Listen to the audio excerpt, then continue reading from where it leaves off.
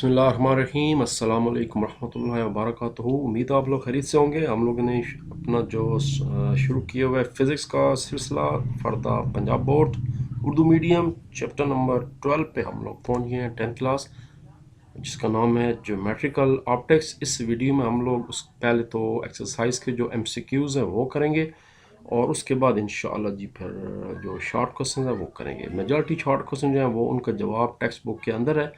चंद सवाल ऐसे हैं जिसका जवाब जो है वो कंसेप्चुअल बेस्ड है, वो मैंने लहदा लिखा हुआ, मैं आपको वो भी दिखाता हूँ। तो पहले चलते हैं वन बाय वन MCQs करते हैं। चैप्टर का नाम जैसा आपको मालूम है ज्योमेट्रिकल ऑप्टिक्स, सबसे बड़ा चैप्टर है ये वाला आपके फिजिक्स के सिलेबस का। कसरीन इंतखाबी सवालात है, मदरजा झैल में से दुरुस्त जवाब का इंतखाब करें। रोशनी की जो रिफ्रैक्शन होती है उसके दौरान आपको पता है एक रिफ्लेक्शन होती है और एक रिफ्रैक्शन होती है। जो लेंस होते हैं वो रिफ्रैक्ट करते हैं और जो मिरर होते हैं आईने वो रिफ्लेक्ट करते हैं। हाँ जी, रोशनी की रिफ्रैक्शन के दौरान मंदरजा झैल में से कौन सी मकदार तब्दील नहीं होती? जो इसकी फ्रीक्वेंसी होती है वो तब्दील नहीं होती। सिमो तो कन्फर्म बात है, तब्दील हो जाती है, फ्रीक्वेंसी तब्दील नहीं होती। एक कन्वर्जिंग मिरर हम पढ़ चुके हैं कि जो कन्वेक्स मिरर है उसको कन्वर्जिंग मिरर कहते हैं और कनकेव मिरर को डाइवर्जिंग मिरर कहते हैं। उसका रेडियस 20 सेंटीमीटर है। ये मिरर के 30 सेंटीमीटर के फासले पर रियल इमेज बनाता है। जिस्म का फासला क्या होगा? कैलकुलेशन के मुताबिक इसका जो जवाब है वो 15 सेंटीमीटर है। जो -7 लगा हुआ है ये मिस्टेक थी, इसको आप ख़त्म कर दें। जो एक्चुअल जवाब है वो 15 सेंटीमीटर होगा, माइनस नहीं होगा। अगर फिर भी अगर बोर्ड के पेपर में लिखा हुआ माइनस ही है तो फिर इसको टिक कर दें, वैसे 15 इसका जवाब है। एक जिस्म कनकेव मिरर के सेंटर ऑफ कर्वेचर पर पड़ा हुआ है तो बनने वाली पोजीशन इमेज की क्या होगी? वो सेंटर ऑफ कर्वेचर पर ही जो है वो बनेगा। एक जिस्म कन्वेक्स मिरर के सामने 14 सेंटीमीटर के फासले पर पड़ा हुआ है और इमेज जो है वो बनती है, उससे छोटी बनती है, यानी 5.8 सेंटीमीटर बनती है। इसका फोकल लेंथ क्या होगा? कैलकुलेशन के मुताबिक इसका जो फोकल लेंथ है वो -9.9 सेंटीमीटर।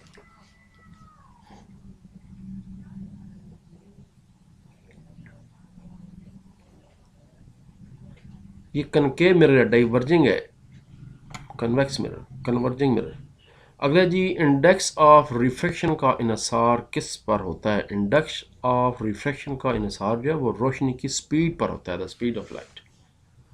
कन्वेक्स लेंस स्क्रीन पर किस किस्म की इमेज बनाता है? ये उल्टी बनाता है और रियल बनाता है। इंसानी आंख का जो कन्वर्जिंग लेंस है वो दूर के जिस्म की किस किस्म की इमेज बनाता है? रियल होती है, उल्टी होती है और बहुत छोटी होती है। ये वजह है कि हम इंसानी आंख बहुत बड़ी चीज़ को भी छोटे जो है उसमें जूम करके हो जाता है और हम बहुत बड़ा एक व्यू जो है अपनी आंख हमें उस व्यू को देख सकती है। ये तब भी मुमकिन होता है कि उसका साइज़ बहुत छोटा हो जाता है। हम बहुत बड़े दरख्त को भी अपनी आंख में देख सकते हैं, हालांकि दरख्त इंसानी आंख से बहुत बड़ा है। कैमरे में जो इमेज बनती है वो क्या होती है? वो भी रियल होती है, उल्टी होती है और बहुत ही छोटी होती है। अगर गिलास से रोशनी की रे सतह से टकराएगी तो उसका इंसिडेंट एंगल क्रिटिकल एंगल से बड़ा होगा, तो रे क्या होगी? रे सिर्फ रिफ्रैक्ट होगी, रिफ्लेक्ट, नॉट रिफ्रैक्ट, रिफ्लेक्ट। रोशनी की रे जब पानी से हवा में दाखिल होती है यानी दूसरे मीडियम में दाखिल होती है, इसका क्रिटिकल एंगल 48.8 डिग्री हो जाता है। इसका मतलब है कि रोशनी की तमाम रेज जिनका एंगल ऑफ इंसिडेंस इस एंगल से बड़ा होगा वो क्या होंगी? वो मुकम्मल तौर पर रिफ्लेक्ट होंगी। इसका जवाब है। आगे चलते हैं जी, इसका one by one short question करते हैं। सवालात का यादा, रोशनी की रिफ्लेक्शन से क्या मुराद है और इसका डायग्राम बनाकर वजाहत करें। पेज नंबर 42 पे पहले सवाल का जवाब है। इस वक्त हम लोग पहुंच चुके हैं, पेज नंबर 41 है और ये जी page number 42। Short question number 1, रोशनी की रिफ्लेक्शन की तारीफ इस तरह की जा सकती है: जब रोशनी किसी खास मीडियम से गुजरते हुए किसी दूसरे मीडियम की सतह से टकराती है, इसका कुछ हिस्सा पहले मीडियम में वापस लौट आता है, इसी को रोशनी की रिफ्लेक्शन कहते हैं। उसके साथ ये वाली डायग्राम एक बना दें, कोई भी हमवार सतह वाली बना दें, ऊपर वाली जो है ना, हमवार वाली नहीं बनानी, कोई एक बना दें। 12.2 जो है इसके साथ डायग्राम बनानी, क्योंकि सवाल में पूछा गया था। डायग्राम देखें, लिखा हुआ डायग्राम बनाएं। अगला सवाल है, मुजद्दा जेल की तारीफ करें। नॉर्मल रिफ्लेक्शन क्या होती है, एंगल ऑफ इंसिडेंस क्या होता है और एंगल ऑफ रिफ्लेक्शन क्या होता है। पेज नंबर 41 पे इसका जवाब है, जहाँ से चैप्टर शुरू हो रहा था, पहला पेज है, पेज नंबर 41। ये आ गया जी, ये शॉर्ट क्वेश्चन नंबर 2 आ गया। ये डायग्राम बनाना है इसके साथ मस्ट। इसी डायग्राम के मुताबिक इसमें जो नॉर्मल रे है उसका उन्होंने बताया हुआ है, वरना नीचे डेफिनेशन में नॉर्मल कोई नहीं होती लिखी उन्होंने। तो नॉर्मल वो होती है जो कि जिसका पोजीशन ऑफ इंसिडेंस से 90 डिग्री का जाविया अमूदन बनाती है, इसको नॉर्मल कहते हैं। देखिए नॉर्मल वे लिखा हुआ था, नॉर्मल क्या होती है रिफ्लेक्शन एग्जैक्टली जब वापस जाए तो। जबकि अगर वो 0 से ए और नॉर्मल एन के दरमियानी जाविया को बनाए तो उसको एंगल ऑफ इंसिडेंस कहते हैं, जिसको एंगल आई से ज़ाहिर किया जाता है।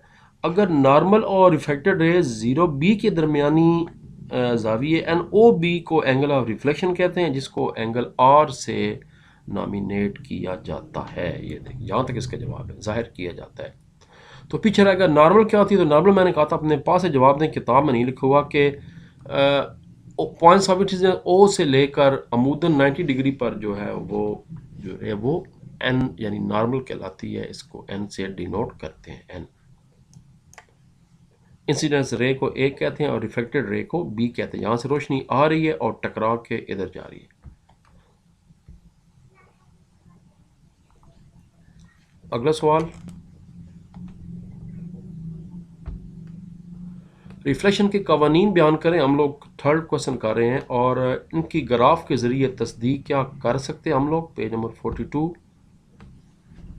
कानून यानी जो है वो बताने हैं। ये जी शॉर्ट क्वेश्चन नंबर 3, रोशनी की रिफ्लेक्शन के दो कवानीन हैं। इंसिडेंस रे नॉर्मल और पॉइंट ऑफ इंसिडेंस पर रिफ्लेक्टेड रे तीनों एक ही प्लेन में वाक़ होते हैं।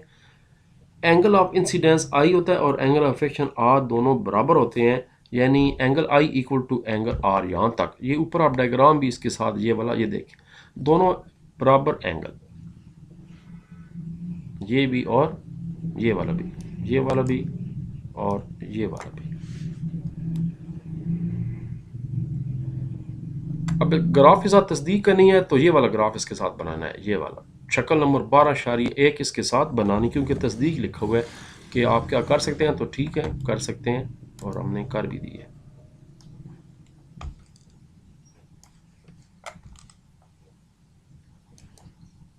अगला शॉर्ट क्वेश्चन है नंबर 4 है, रोशनी की रिफ्रैक्शन। अब रिफ्रैक्शन की बारी आ गई और रोशनी के अमल की वजाहत भी साथ करनी है। शफाफ मटेरियल से जब रोशनी पैरेलल साइड्स वाले मटेरियल से गुजरी हो। तो पेज नंबर 48 पे इसका जवाब है।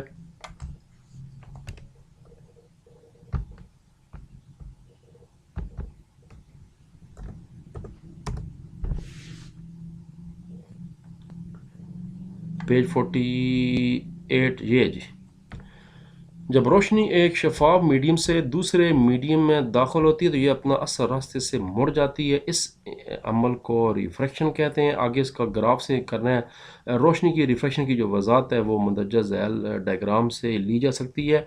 डायग्राम शक्ल 12.8 लिखने की ज़रूरत नहीं है, बस कह दें कि शक्ल से ली जा सकती है और उसके बाद शक्ल बना दें। जो रोशनी की रे है वो आई वो है, हवा से गुजरती है, गिलास के ब्लॉक से टकरा रही है और उसके बाद देखें आप बेंड कर रही है थोड़ी सी रिफ्लेक्शन, इसको एंगल ऑफ रिफ्लेक्शन कहते हैं, जितने डिग्री से वो बेंड कर रही होती है। ये ऊपर से नॉर्मल एन है और ये एंगल ऑफ इंसिडेंस बनता है जो 90 डिग्री और जिस से आ रही थी उसके दरमियान जो है वो एंगल वो इंसिडेंट। इसी के आगे जो इसका जवाब है वो पाँचवा सवाल है कि रिफ्रैक्शन में इस्तेमाल होने वाले मंदरजा ज़ैल इस्लाहात की तारीफ़ करें। एंगल ऑफ इंसिडेंस क्या होता है और एंगल ऑफ रिफ्रैक्शन क्या होता है। इसके लिए एक तो जनाब यही डायग्राम बनाना है अपने साथ। इस डायग्राम में ये एंगल ऑफ इंसिडेंस भी आ गया और ये नीचे जो बेंड होने के बाद रिफ्रैक्ट होने के बाद जो एंगल बनता है उसको एंगल ऑफ रिफ्रैक्शन कहते हैं। ये डायग्राम से अच्छी क्लियर और उसके बाद नीचे लिख दें। ये वाला डायग्राम यानी मस्ट बनाना है, ये दोनों सवालों के साथ बनाना था। और उसके बाद यहाँ से लिख दें कि रेज आई ओ और ओ आर को बेतरतीब इंसिडेंट रे और रिफ्लेक्टेड रे कहा जाता है, जबकि एंगल आई जो है वो इंसिडेंट रे नॉर्मल के साथ बनाती है, इसको एंगल ऑफ इंसिडेंस कहते हैं। और जो एंगल आर है वो रिफ्लेक्टेड रे नॉर्मल के साथ मिलकर बनाती है, इसको एंगल ऑफ रिफ्रैक्शन कहते हैं। ये नॉर्मल है ऊपर से नीचे 90 डिग्री। इसके साथ जो एंगल बन रहा है वो इंसिडेंट रे का वो एंगल ऑफ इंसिडेंस, और जो रिफ्लेक्ट होने के बाद एंगल बन रहा है उसको एंगल ऑफ रिफ्रैक्शन कहते हैं। तो ये डायग्राम पहले बना दें या डायग्राम बाद में बना, बेहतर है डायग्राम पहले बना के उसी को पे नीचे हमने यहाँ से इसको डिफाइन कर देना है, यहाँ से लेकर और उसके बाद कहलाता है तक। अगला सवाल है 12.6 है, किसी मटेरियल के रिफ्रैक्टिव इंडेक्स का क्या मतलब है? आप एक रेक्टेंगुलर गिलास स्लैब के रिफ्रैक्टिव इंडेक्स की पैमाइश किस तरह करेंगे? पेज नंबर 49 पे इसका जवाब है।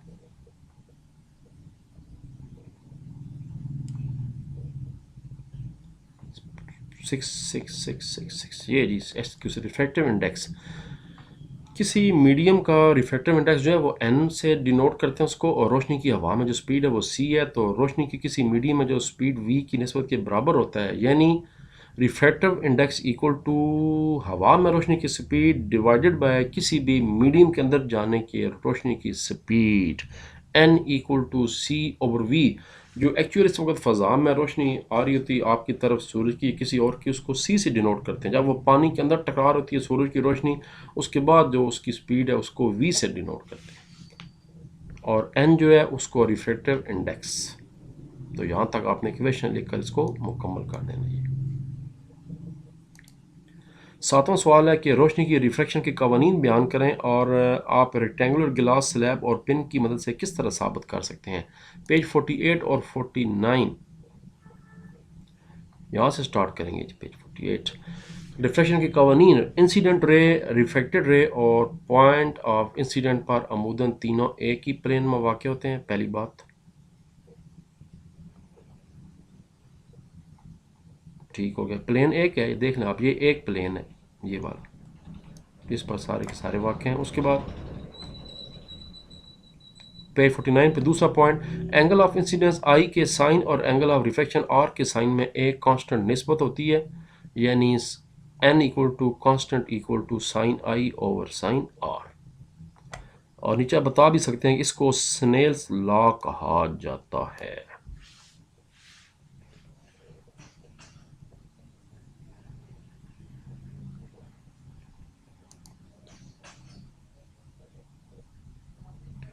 टोटल इंटरनल रिफ्लेक्शन की इस्लाह से क्या मुराद है? Page number 50। और इसी के साथ एक और सवाल है, टोटल इंटरनल रिफ्लेक्शन की शराइत बयान करें। दोनों इकट्ठे हैं, 12.8 और 12.9 पेज नंबर 50 पे दोनों का जवाब है।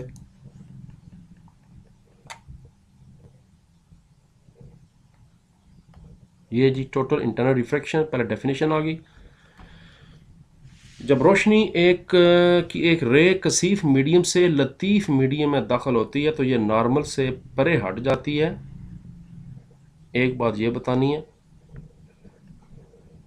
उसके बाद यहाँ से जब angle of incidence critical angle से बढ़ जाता है तो रे रिफ्लेक्ट नहीं होती, बल्कि ये तमाम रोशनी रिफ्लेक्ट होकर कसीफ मीडियम में वापस आ जाती है। इसको टोटल इंटरनल रिफ्लेक्शन कहते हैं। अब जो क्वेश्चन नंबर 9 है उसमें यही डेफिनेशन बतानी है। बताने के बाद ये डायग्राम ये वाला जो है 12.9 ये भी बता देना है इसकी शराइत। देखिए उसकी शराइत बताई हुई, तो ये दोनों इसकी शराइत भी हैं, यानी शराइत नंबर 1 अब ये ऊपर वाली है, तभी मैंने नंबर 1 लिखा हुआ है, और ये उसके बाद शराइत नंबर 2 लिखने के बाद और आपने ये वाला डायग्राम बना देने हैं। ये दोनों डायग्राम बनाना है, ये वाला भी बनाना है। ये शराइत नंबर 1 है और ये नीचे शराइत नंबर 2 है।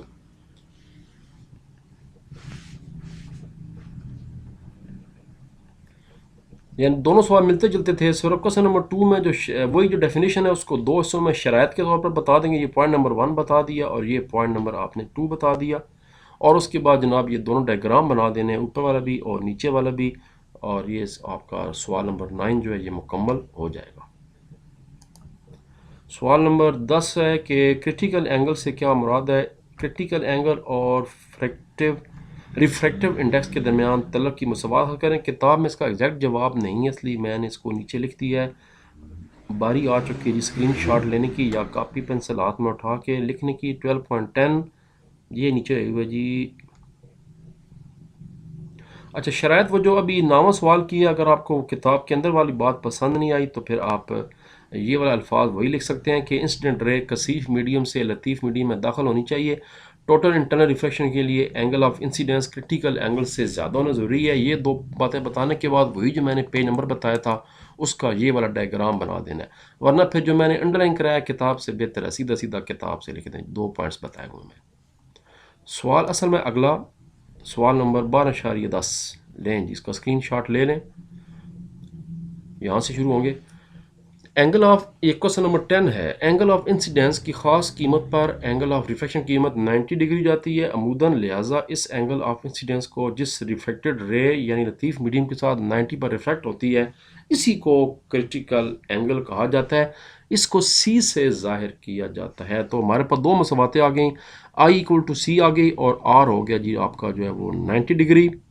तो फिर नीचे फार्मूला हस करते हैं, मुसवात 1/n equal to sine I over sine R बराबर है sine C over sine R के, क्योंकि जो आई है वो सी के बराबर है, ऊपर हम इसको ऑलरेडी कर चुके हैं ये। तो अब फार्मूला नीचे बन गया जी sine R over sine 90, R की सी की वैल्यू दे दें 90 डिग्री है आर की वैल्यू, और नीचे जनाब आ गया साइन सी। तो आपको पता है कि साइन 90 जो है 1 के बराबर होता है, तो हमारे पास फार्मूला आ गया n equal to 1 over sine C, critical angle का फार्मूला। ये हम ऊपर भी एक शॉर्ट क्वेश्चन में जब हमने डिफाइन किया था तो हम इस फार्मूले को पहले भी देख चुके हैं।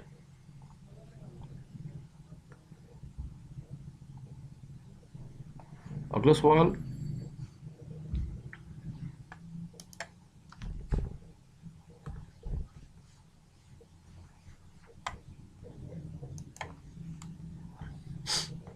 सवाल वापस आते हैं। सवाल नंबर 11 है, ऑप्टिकल फाइबर से क्या मुराद है और रोशनी किस तरह टोटल। आपको पता है कि जो ऑप्टिकल फाइबर आजकल आपके घरों में नेट आए हुए हैं, केबल टीवी है, केबल नेट है, हाई स्पीड लगाए हुए लोगों ने, तो ये जो है इसके अंदर टोटल इंटरनल रिफ्लेक्शन होती है। इस जो पतली सी फाइबर इसके अंदर रोशनी जो है वो बार बार जो है ना वो टकराती रहती है, रिफ्लेक्ट होती रहती है। पेज 52 पे इसका एग्जैक्ट जवाब है, और ये है हमारे पास पेज 51, और ये जी ऑप्टिकल फाइबर शॉर्ट क्वेश्चन 11।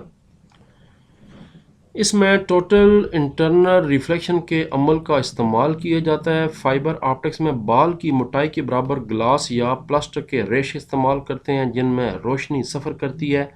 उसके बाद यहाँ से बताना है, कोर के एक किनारे से दाखिल होने वाली रोशनी कोर और क्लैडिंग को मिलाने वाली लाइन पर क्रिटिकल एंगल से बड़े इंसिडेंट एंगल पर टकराती है, इसलिए ये रोशनी टोटल इंटरनल रिफ्लेक्शन फिर दोबारा वापस कोर में लिपट आती है।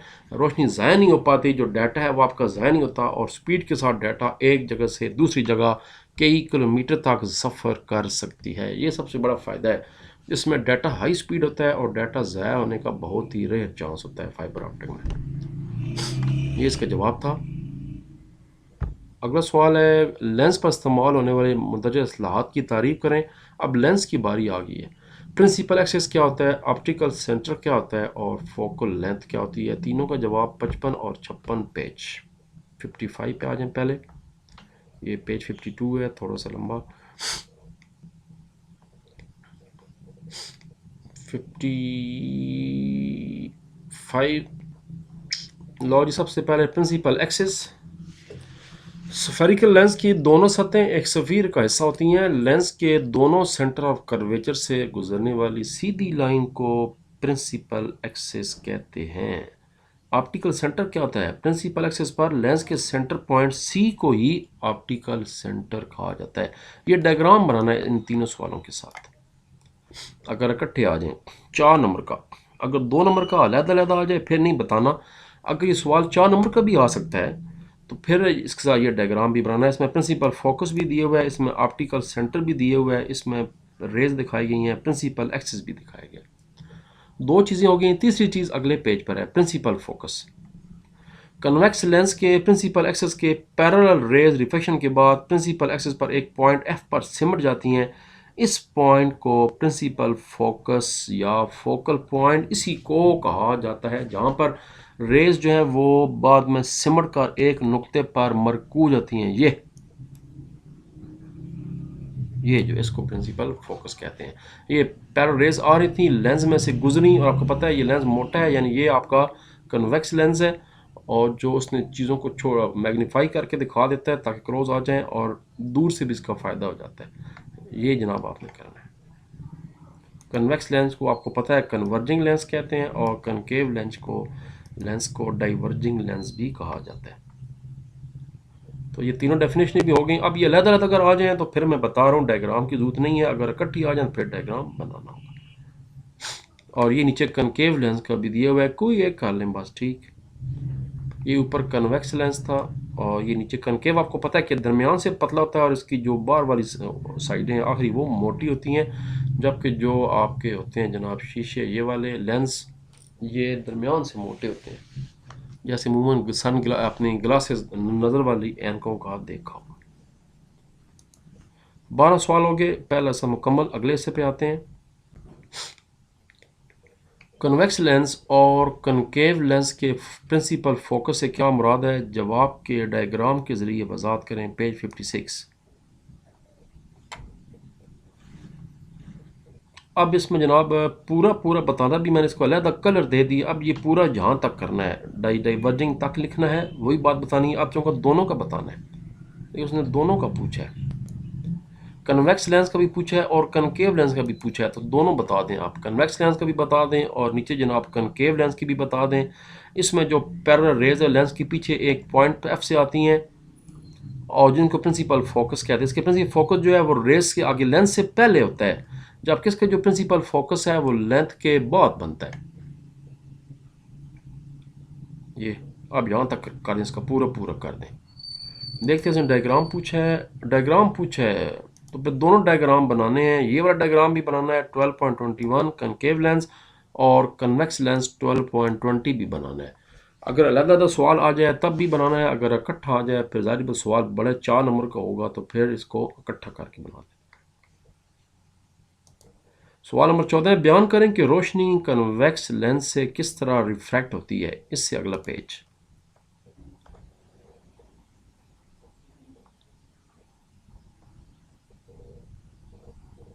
ये जी SQ14। कन्वेक्स लेंस से बनने वाली इमेज की वजाहत तीन रेज की मदद से कर सकते हैं आप। नंबर 1, प्रिंसिपल एक्सेस के पैरेलल रेज लेंस से रिफ्रैक्ट होने के बाद फोकल पॉइंट से गुजरती हैं, ठीक हो गया। ऑप्टिकल सेंटर से गुजरने वाली रे बगैर मुड़े सीधी गुजर जाती हैं, जबकि फोकल पॉइंट से गुजरने वाली रे लेंस से रिफ्रैक्ट होने पर प्रिंसिपल एक्सेस के पैरेलल हो जाती हैं। और साथ में ये डायग्राम भी बना दें अगर पूछा गया तो। इस सवाल में वैसे डायग्राम की वजाहत नहीं की गई थी तो फिर डायग्राम बनाने की ज़रूरत नहीं थी। अगर लिखा गया हो कि डायग्राम से वजाहत करें तो फिर बता देना था, वरना ये इसका जवाब है।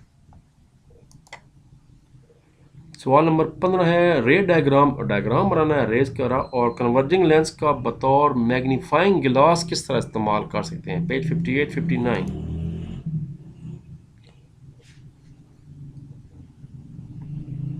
जनाब यहाँ से स्टार्ट करेंगे। डायग्राम की मदद से कन्वेक्स लेंस से मुख्तलिफ मकामात पर पड़े हुए अजसाम की इमेज के बनावट की वजाहत करते हैं।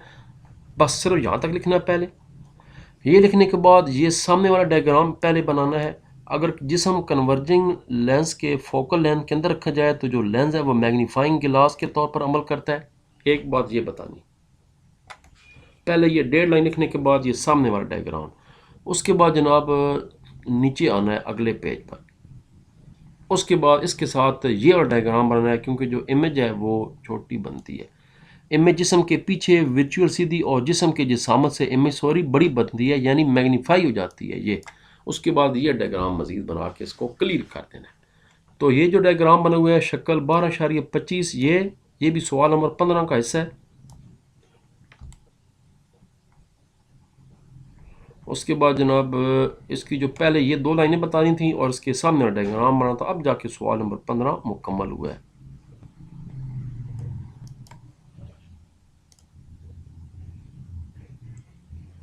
अगला सवाल, इस 2-3 पेजों पे बहुत से सवाल मिक्स अप है, इसलिए मैं तभी कह रहा हूँ जैसे जैसे मैं कह रहा हूँ ऐसे चलते जाएं।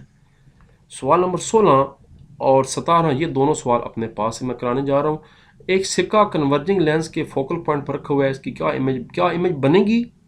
कोई नहीं जी, क्यों, अभी बताता हूँ। इसकी माहियत क्या होगी, जब इमेज ही कौन नहीं बनी तो माहियत क्या होनी है, उल्टी सीधी तो बात की बात है, इमेज बननी कोई नहीं है। बारह मैं बताता हूँ उसका जवाब। अगला सवाल है, दोनों का डिफ्रेंशिएट करना है, इंतहाई अहम सवाल है, very very very important. Real और वर्चुअल इमेज के दरमियान फ़र्क बयान करें। तो इन दोनों को पहले 12.16 फिर 12.17। लो जी, इसका जवाब सिर्फ ये आएगा, इमेज नहीं बनेगी क्योंकि लाइट रेज रिफ्लेक्ट होने के बाद एक दूसरे के मुतवाजी हो जाती हैं, कन्वर्जिंग लेंस। ठीक हो गया, इसलिए इमेज इसकी नहीं बनेगी क्योंकि ऑलरेडी वो आपने फोकल पॉइंट के ऊपर रखा हुआ है सिक्का। बस ये बताने के बाद अब अगला सवाल, रियल और वर्चुअल इमेज के दरमियान क्या फ़र्क है। वर्चुअल इमेज जो है वो स्क्रीन पर हासिल नहीं हो सकती और इस इमेज को स्क्रीन पर हासिल किया जा सकता है। कन्वेक्स मिरर जो है वो वर्चुअल इमेज बनाते हैं, कनकेव मिरर जो है वो रियल इमेज बनाते हैं। वर्चुअल इमेज जो है वो जिस्म की साइज से बड़ा होता है। मैग्नीफाई, अभी ऊपर हम सवाल करके आ चुके हैं, मैग्नीफाइंग गिलास वाला कन्वेक्स मिरर था, जबकि ये जो इमेज है ये जिस्म की साइज से छोटा आपको नजर आता है, रियल इमेज।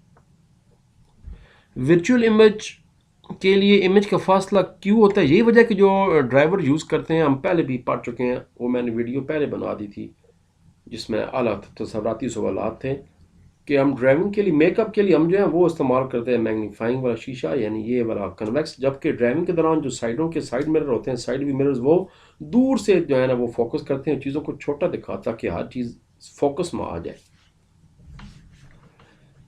वर्चुअल इमेज के लिए इमेज का फासला क्यू माइनस होता है, जबकि यहाँ पर फासला पी और इमेज का फासला क्यू दोनों पॉजिटिव होते हैं। वर्चुअल इमेज अमूमन सीधा होता है जबकि रियल इमेज अमूमन उल्टा होता है।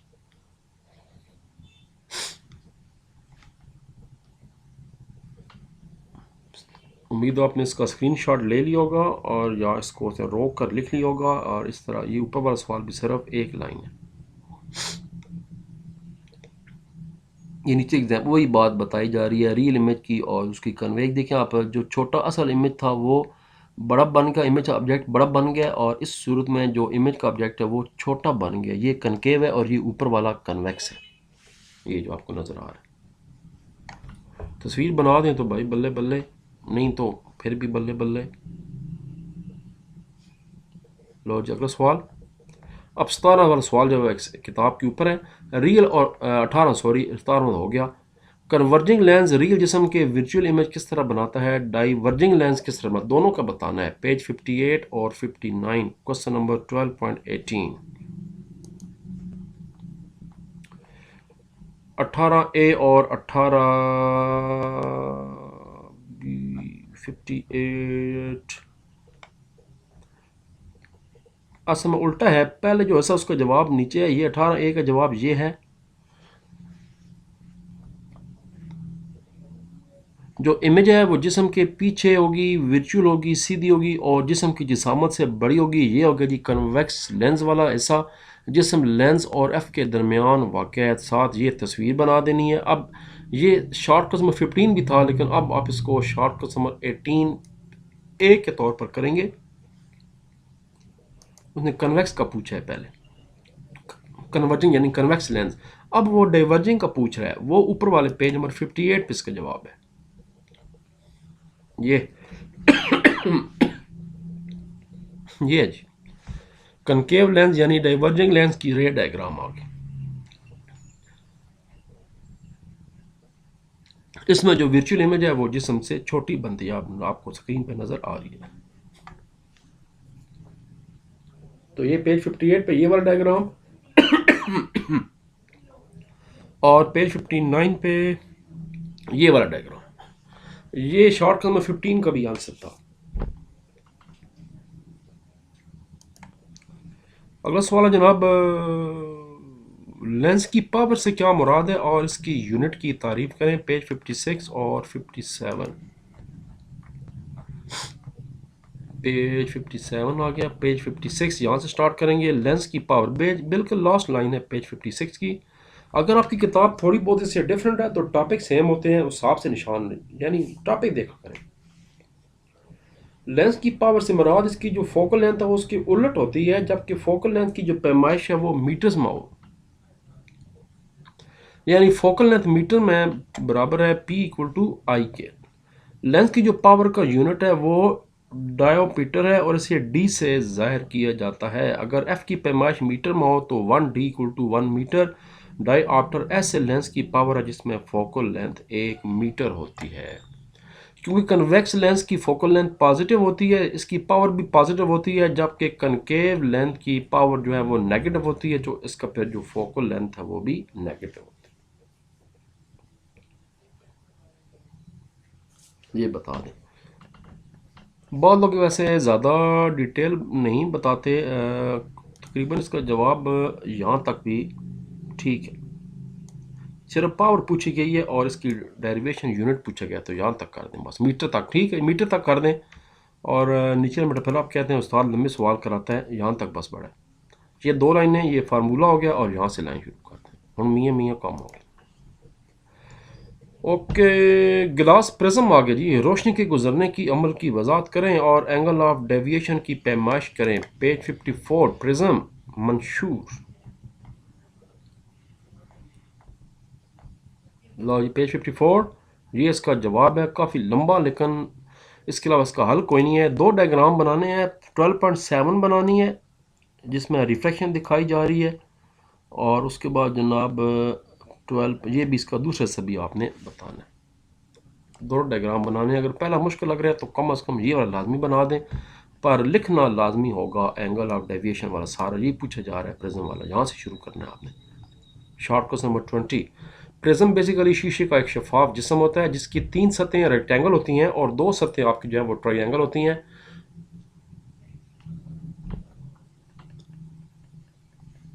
ट्राईएंगल प्रिज्म की सूरत में खारिज होने वाली या इमर्जेंट रे इंसिडेंट रे के पैरेलल नहीं होती। ये रे प्रिज्म के ज़रिए अपने असर रास्ते से हट जाती है और इंसिडेंट रे पी ई नुक्ता ई पर इंसिडेंस एंगल आई बनाते हुए नॉर्मल की तरफ रिफ्लेक्ट हो जाती है, जबकि जो रिफ्लेक्टेड रे है वो प्रिज्म के अंदर एंगल आर बनाते हुए प्रिज्म के दूसरे रुख की तरफ चली जाती है। ये रे, अब ये नीचे डायग्राम बताया जा रहा है। ये वाला जो पैराग्राफ है ये नीचे वाले डायग्राम को एक्सप्लेन कर रहा है, और जो ऊपर वाला पैराग्राफ है ट्राई एंगल प्रिज्म वो इसको एक्सप्लेन कर रहा है। दोनों बताना है। ये फिर बता रहा हूँ, topic number 12.7, short course number 20, और ये पेज नंबर 54 था। रिजॉल्विंग पावर और मैग्नीफाइंग पावर की तारीफ करें। पेज 74 पे भी जवाब इसका वो थोड़ा सा लेंथी है, और अगर आप छोटा जवाब चाहिए तो 64 65 पे चलते हैं। पहले 74 भी दिखा दूं, आप ये ना कहें कि उस्ताद ने जला बना दी है। 74 पे जवाब सीधा सीधा जवाब है, मैग्नीफाइंग पावर जिस्म के ऑप्टिकल आले से देखने पर इमेज की आंख पर बनने वाले एंगल और आले के बगैर जिस्म की आंख पर बनने वाले एंगल के दरमियान जो निस्बत है, रेशो, उसको मैग्नीफाइंग पावर कहते हैं। ठीक हो गया। किसी आले की जो रिजॉल्विंग पावर है वो इसकी वो सलाहियत है जिसकी वजह से 2 करीब करीब पड़े हुए जिस्मों के दरमियान आप फर्क कर सकते हैं। तो बेहतर है ये वाला कर लें, वरना अगर डिटेल थोड़ा सा चाहिए। अब मतलब ये जो मैग्नीफाइंग पावर्स की जो एग्जैक्ट तारीफ है वो किताब के अंदर मौजूद है पेज 64 65 पे, मगर दूसरे की मौजूद नहीं है। आपको दिखा भी देता हूँ।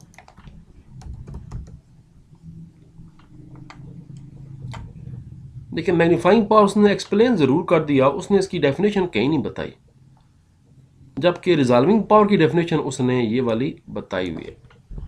इसलिए ये लंबी कहानी लिखने के बजाय फिर बेहतर है कि वही पेज नंबर 74 पे जो मैंने बताया वही जवाब कर।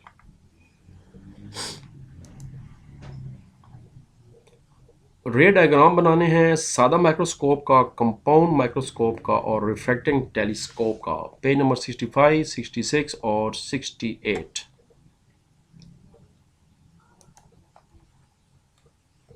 पहले जनाब 65 लो जी, ये जनाब आ गया पहले तो सादा माइक्रोस्कोप का, जो जिसको मैग्नीफाइंग गिलास की इमेज भी कह सकते हैं, सिंपल मैग्नीफाइंग इमेज। ये डायग्राम हो गया, ये डायग्राम हो गया आपका जी सादा माइक्रोस्कोप जिसको आप कह सकते हैं। ये लोग मैग्नीफाइंग गिलास मतलब अच्छा यूज़ करते हैं, ये वाला आपको देखा होगा आपने कई दफ़ा। ये सिंपल चीज़ों को थोड़ा सा बड़ा करके दिखाता है, मगर बहुत छोटी चीज़ों को नहीं दिखाता। बहुत छोटी चीज़ों के लिए नंबर 2 कंपाउंड माइक्रोस्कोप, इसका जनाब आपने रे डायग्राम बनाना है। ये शार्ट क्वेश्चन नंबर 22 चल रहा है। ये पेज नंबर 66 है। उसके बाद पेज नंबर 68 पे रिफ्रैक्टिंग टेलीस्कोप का रे डायग्राम बनाओ। ये लिखो भी है, रे डायग्राम रिफ्रैक्टिंग टेलीस्कोप, शक्ल 12.34। अब ये सवाल मुकम्मल हुआ। यानी ये आपका जनाब पेज नंबर 68 था, शक्ल नंबर 12.34।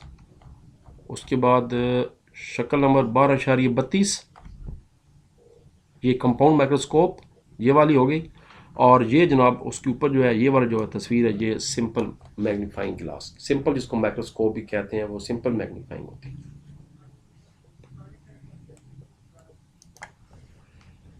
अगला जो सवाल है इसका जवाब सिंपल फार्मूले लिखने हैं कि सादा माइक्रोस्कोप की मैग्नीफाइंग पावर का फार्मूला लिखें, कंपाउंड माइक्रोस्कोप और रिफ्रैक्टिंग टेलीस्कोप। यानी कि करनी कैसे है, चूँकि स्पेसिफिक नहीं होती, वो तो डिपेंड करता है लेंस पे।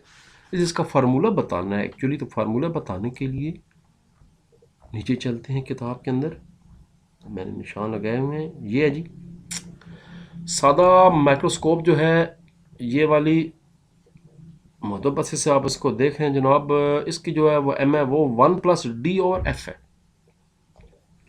कंपाउंड माइक्रोस्कोप की मैग्नीफाइंग पावर मालूम करने के लिए L/FO और ब्रैकेट में 1+D/FE होगा। जबकि रिफ्रैक्टिंग टेलीस्कोप की जो मैग्नीफाइंग पावर है वो FO/FE होगा। स्क्रीन शॉट ले लें।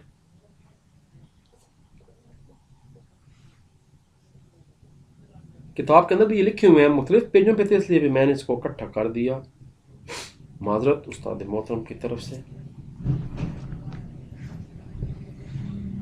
ये नीचे आपको चलते चलते रिफ्रैक्टिंग टेलीस्कोप भी दिखा दें।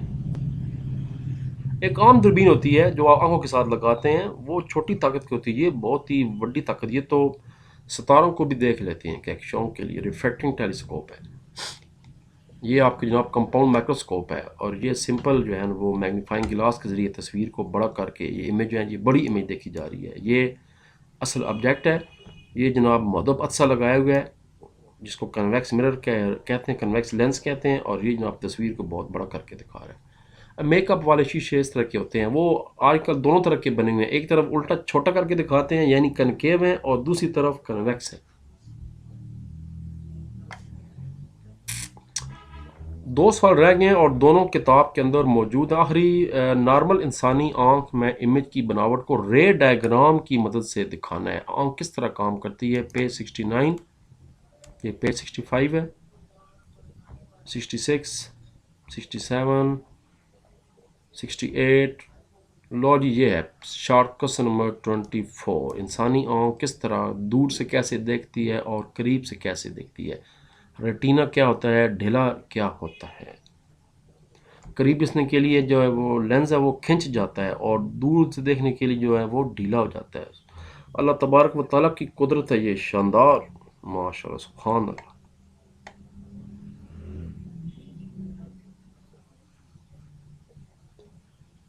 आपको पता है आपकी आंख भी फोकस कर लेती है चीज़ों। तो ये इसके दोनों डायग्राम बनाने हैं, दूर से जिस्म को देखने के लिए और करीबी जिस्म को किताब से पढ़ने के लिए। करीब नजरी, अब बीमारियां आ गई आपकी नज़र की कमी जिसको कहते हैं। करीब नजरी क्या होती है और बईद नजरी क्या होती है, इनके नकाइस को दूर किस तरह करते हैं। दोनों पहले डेफिनेशन बतानी है, फिर ये बताना है कि जो इसका हल इलाज है वो क्या है। Page 70, 71 and 72। अगला पेज,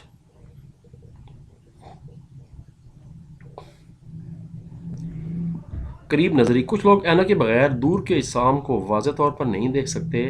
बसारत के इस नक्स को, आप पता नहीं नुक्स है या नक्स है, नुक्स है शायद, करीब नज़री या नियर साइटेडनेस कहते हैं। अच्छा ये उल्टा होता है, बज़ाहिर लोग समझते हैं जो नज़र दूर की ख़राब है उसको फार कहते हैं, नज़दीक वाले को नियर। ऐसा नहीं है, नियर साइटेडनेस असल में दूर की नज़र को ख़राब कहते हैं। आंख का ऐसा नक्श जिसकी वजह से दूर के अजसाम वाज़ेह नहीं देख सकती, करीब नज़री कहलाती है। ये नियर साइटेडनेस है, ये दूर के अजसाम है। तो इसका फिर हल क्या है? इस नुक्स को दूर करने के लिए ऐनक या कंटैक्ट लेंसेस लगाए जाते हैं जिनमें डाइवर्जिंग लेंस इस्तेमाल होते हैं। ये कनकेव लेंस इस्तेमाल होते हैं देखने के लिए। बईद नज़री, करीब से कोई चीज़ आप नहीं देख पाते। आंख का ऐसा नक्श जिसकी वजह से नज़दीक के अजसाम को वाज़ेह तौर पर नहीं देख सकती, बईद नज़री कहलाती है। ऐसी आंख जब नुक्ता करीब से कम फर्ज पर किताब को फोकस करने की कोशिश करती है तो इसका फोकल लेंथ एक हद से ज़्यादा कम नहीं हो सकता, वो फोकस नहीं कर पाती। तो फिर जवाब क्या है जी? ऐनक को मुनासिब इसके लिए कन्वेक्स लेंस इस्तेमाल किए जाते हैं। तभी नज़र वाले जो होते हैं करीब वाले वो मोटे शीशे होते हैं, आपने खुद गौर किया होगा। लेंस नज़दीक पड़े हुए जिस्म से आने वाली रेस को कन्वर्ज कर देते हैं जिससे रेटिना पर इमेज बन जाती है। तो ये इसका जवाब था जी।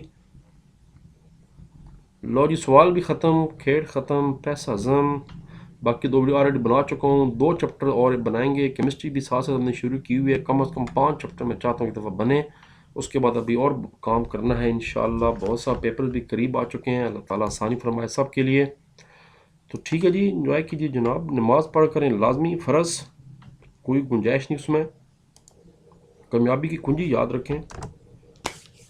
वालिदैन बहन भाइयों के साथ शानदार सलूक करें, इज़्ज़त एहतराम। अल्लाह हाफ़िज़। पाकिस्तान जिंदाबाद।